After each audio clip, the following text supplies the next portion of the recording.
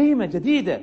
لأن للأسف نحن تعودنا خاصة في مجتمعاتنا أن باسم احترام الكبار وباسم احترام الشيوخ أن خلاص سلم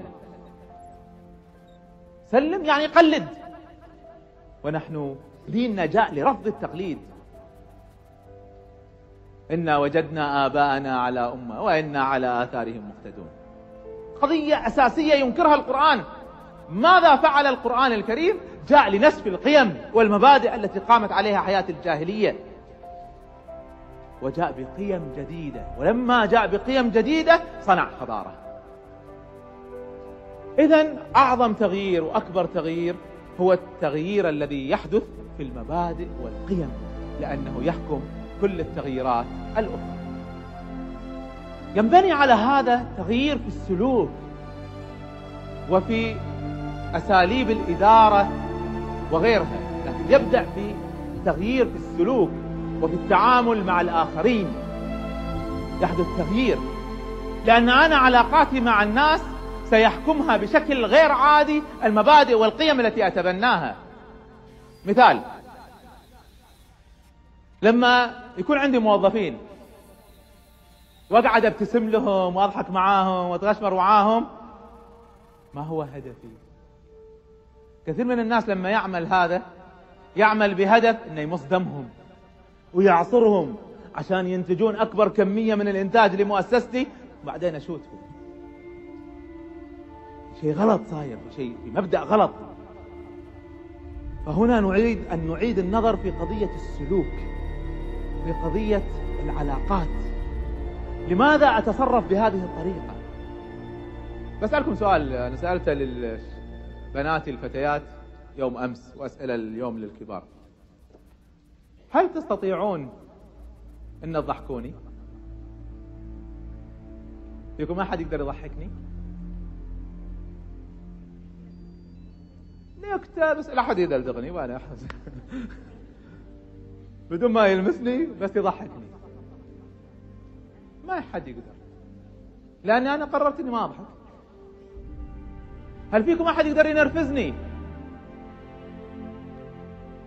ممكن تحاولون لكن ما تستطيعون تنرفزوني إذا كنت مقرر أني ما نرفز. إذن سلوك الإنسان نابع من قرارات الإنسان، وقرارات الإنسان تنبع من قيم الإنسان. فكروا معي. إذن أنا أستطيع أن أتغير.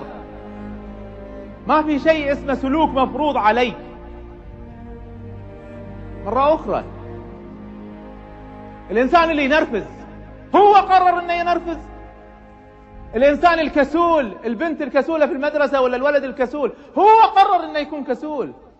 ومرة أخرى نحن لا نستطيع أن نغير الناس. أنا ما أستطيع أخليه نشيط، أنا ما أستطيع. أنا أستطيع أوجد له مناخ، أوجد له بيئة، أوجد له حافز، لكن التغيير لا ينبع إلا من داخل النفس الإنسانية. هكذا ينبع التغيير من داخل النفس.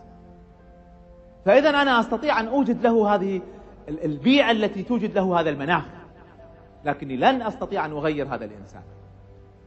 طيب، إذن التغيير قد يكون في المبادئ والقيم، وقد يكون التغيير في السلوك والتعامل مع الآخرين، وقد يكون التغيير في أساليب الإدارة والقيادة. كيف أدير عملي، كيف أدير نفسي، كيف أدير موظفيني، كيف أدير البيت اللي أنا فيه، كيف أدير الخدم، كيف أقود. سؤال كذا استفزازي سامحوني. كم شخص من الموجودين كلما أتاه الخادم أو الخادمة بكأس ماء قال له شكرا؟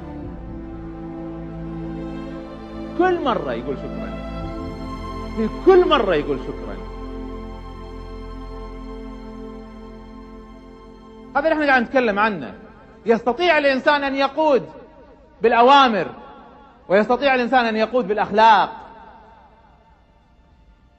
أنس بن مالك رضي الله عنه يقول: خدمت النبي صلى الله عليه وسلم 10 سنوات، 10 سنوات، فما قال لي في أمر فعلته لما فعلته، وفي أمر لم أفعله لما لم تفعله.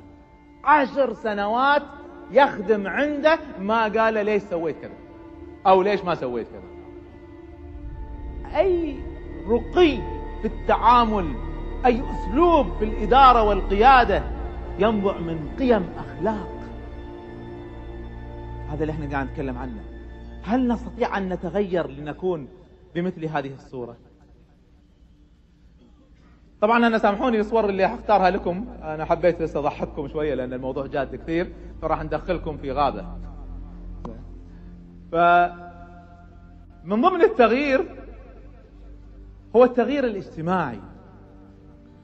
الإنسان اللي مش متزوج لو تزوج سيحدث عنده تغيير جذري في حياته. اللي ما عنده أولاد يجي له أولاد كذلك. تغيير السكن، تغيير الأثاث، تغيير البيت، هذه كلها تغييرات اجتماعية يستطيع الإنسان أن يوجهها بالاتجاه الصحيح. كم من إنسان يتزوج ومعاييره في الزواج غلط، وذلك ما يزيد عن 30% من الزواج عندنا يفشل وينتهي بالطلاق في أقل من 5 سنوات. ليش صار هذا؟ لأن الذي حدث أن هذا الإنسان طريقة تقييمه، طريقة نظرته للحياة، قيمة المرأة عنده هي في شكلها، في جمالها. الحب من أول نظرة. حب من أول نظرة على إيش؟ على الشكل. عادي ما له أي علاقة من أول نظرة على الشكل يعني. وتأتي مجموعة الأفلام العربية بالذات لتكرس هذه القيم وتزرعها، لتنشئ عندنا نظر اجتماعي غلط، طريقة تفكير في العلاقات الاجتماعية غلط. وتأتي بعد ذلك مجموعة قيم تزرعها المجتمعات في العلاقات الاجتماعية. من الوصايا اللي توصيها الأمهات على الأقل في الجيل السابق، ما أدري الجيل هذا يمكن تغير شوية، من الأشياء اللي حدثت أن الأم توصي ولدها: يا أولادي لا تصير سكانك مرتك، يعني ممنوع المرأة تدير دفة البيت، أنت لازم تدير دفة البيت. ولذلك يأتي الرجل فيبدأ يمارس ممارسات غلط، يقرر يبني بيت ما لها رايها استشاري، يعني هو اللي يغير في الشكل ويغير في الأثاث ويغير في الغرف ويبني، لأنه ما يريد، لأن في خلفيته في عقله كذا الباطن أنه يريد أن يبرز، أن يظهر أنه هو سيد البيت. يعني أصلا في عقدة نقص، أن إذا أنا ما سويت كذا معناها هي اللي تتحكم فيا وأنا مش الرجال، هي الرجال. هذا نظر اجتماعي غلط، انبنى من قيم غلط وانبنى عليه علاقات غلط. كذلك التغيير ممكن يحدث في قضية التخصص، في قضية الدراسة. كثير من الناس لما يدخل في تخصص ما هو عارف ليش دخل في هذا التخصص أصلا. النظام الغربي التعليمي عنده مسألة لطيفة جدا يسمونها exploratory courses، مواد دراسية استكشافية. يعني شنو مواد دراسية استكشافية؟ يعني مواد أنا إيش عرفني أحب إدارة ولا ما أحب الإدارة إلا إذا مرة أخذت الإدارة ودرستها جربتها ذقتها وبعدها أقول إنها مناسبة ولا غير مناسبة. أما أنا ما عمري ذقت الإدارة، كيف أعرف إن هذه تناسبني؟